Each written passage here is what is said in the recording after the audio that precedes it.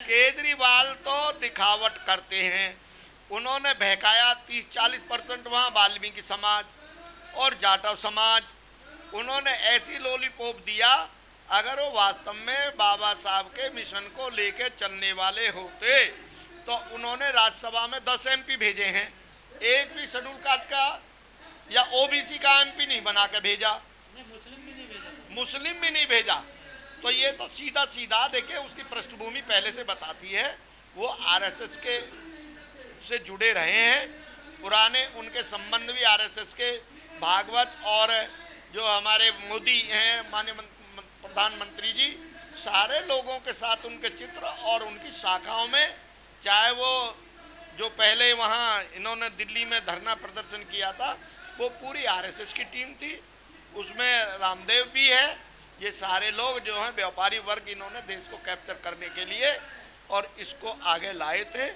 और अब उसको जो है बी टीम तैयार हो रही है बीजेपी की, ये बी टीम तैयार हो रही है जो केजरीवाल है।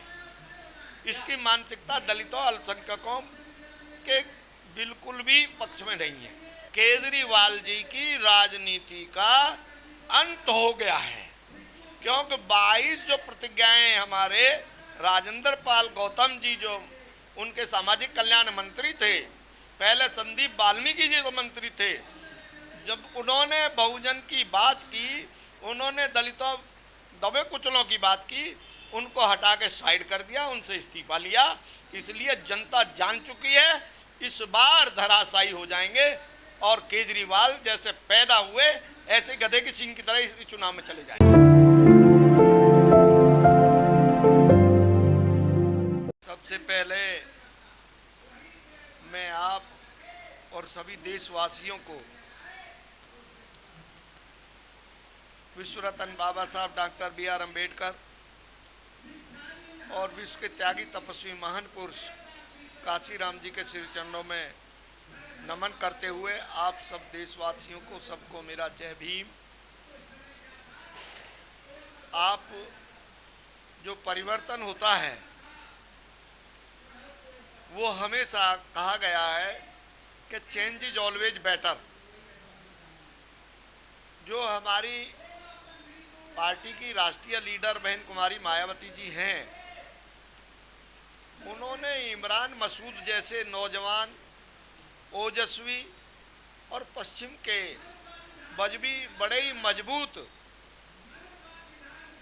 लीडर को पश्चिम का प्रभारी बनाया है। ये उनकी बहुत अच्छी और दूरगामी सोच का परिचय है। उनके चेहरे की आभा, क्योंकि राजनीति में व्यक्तित्व बहुत पूर्ण महत्व रखता है। उनका जो पारिवारिक पृष्ठभूमि है, जो उनके परिवार के पुराने राजनीतिक लोग रहे हैं,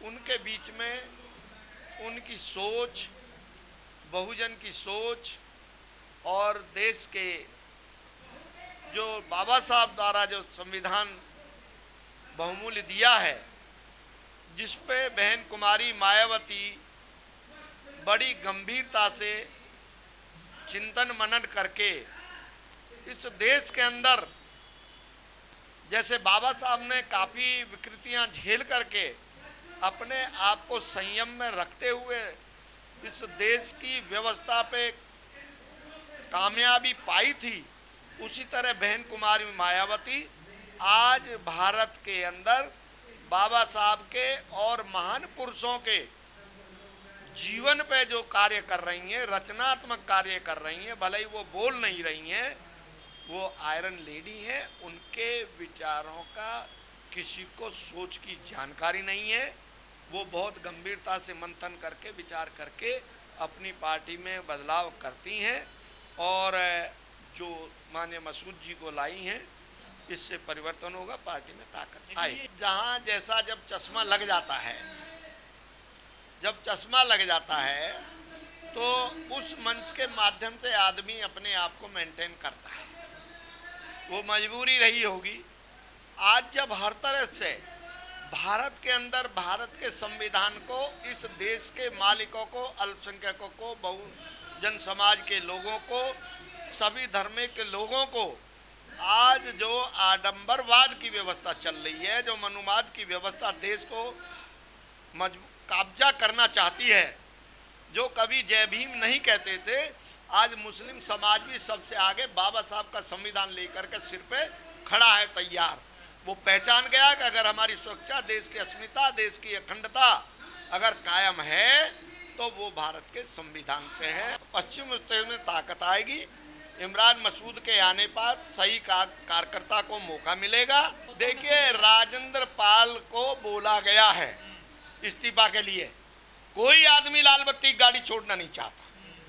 ये बिल्कुल भ्रामक बात है कि उन्होंने स्वयं लिया, ना स्वयं नहीं दिया, उनसे इस्तीफा लिया गया है। देखिए, उनके वो लोग जो हैं स्वर्ण समाज के लोग हैं, वो उनकी समाज के लोग हैं। ये जो देखिए, सुनो, इस देश के अंदर शुरुआत से ही दो व्यवस्थाओं का टकराव रहा है, एक मनुवादी व्यवस्था, एक जो है अम्बेडकरवादी व्यवस्था। जब बाबा साहब ने अम्बेडकरवादी व्यवस्था, जो भारत के संविधान की व्याख्या करती है, जिसमें भारत के संविधान की एकता और समानता, समरसता पैदा करती है, उसकी बात जो की है राजेंद्र पाल जी ने, इसलिए उनको हटाया गया। सत्येंद्र जैन हो या उनके दूसरे मंत्री जेल में जाएं, क्योंकि वो उनके समाज के हैं और ये घोटालेबाजों की सरकार है। चाहे वो मेन दिल्ली में सरकार बैठी है केंद्र की, और चाहे प्रदेश में केजरीवाल हैं। मैं ये कह रहा हूँ, इन्होंने महाराष्ट्र के अंदर, नहीं, गुजरात के अंदर बाबा साहब के पाठ्यक्रम को जोड़ने के लिए कई लाखों किताबें छपवाई। उस किताब में बाबा साहब की ये 22 प्रतिक्रियाएं जब पढ़ी, इन्होंने देखी आरएसएस के लोगों ने, तो वो किताब अब इनके गले की हड्डी बननी है कि इतनी बहुतादाद में जो किताबें छपी हैं, ना तो उनको आग लगा सकते, ना कहीं बहा सकते, क्योंकि आपकी भी नज़र लग रही है जहाँ ये ऐसा करेंगे तभी। अब इनको वो किताबें इनके गले की हड्डी बननी है कि ये तो 22 प्रतिक्रियाएं बाबा साहब की इसमें लिखी हैं, हम इनको कॉलेज के बच्चों, स्टूडेंट के बीच में कैसे ले जाएं? नहीं, वो छापी हैं ना किताबें, वो रोक दी गई हैं, वो बच्चों को वितरित नहीं गई हैं, ना क्लासों में पढ़ाई जाएंगी, ना पढ़ाई गई हैं। देखिए, आरएसएस तो ये तो बाहर के लोग हैं। आरएसएस का कोई अपना जो रचनात्मक, जो इनको हाथ लग गई है, जो इनको धोखे से, चाहे तो इन 2 करोड़ नौकरियों का प्रलोभन दिया हो, चाहे 15 लाख का दिया हो, चाहे स्मार्ट सिटी का दिया हो, मैं देश नहीं बिकने दूंगा। इस देश का प्रधानमंत्री का व्याख्यान आज भी आता है, मगर पूरे देश के संसाधन बेच दिए, शिक्षाएं समाप्त कर दी गई हैं, सरकारी स्कूल बंद हो जाएंगे, और फिर आकर के 1 आध साल में ये कह देंगे कि हमारा बजट अलाउ नहीं करता कि हम कैसे इनको वजीफा दें, कैसे स्कूल चलाएं।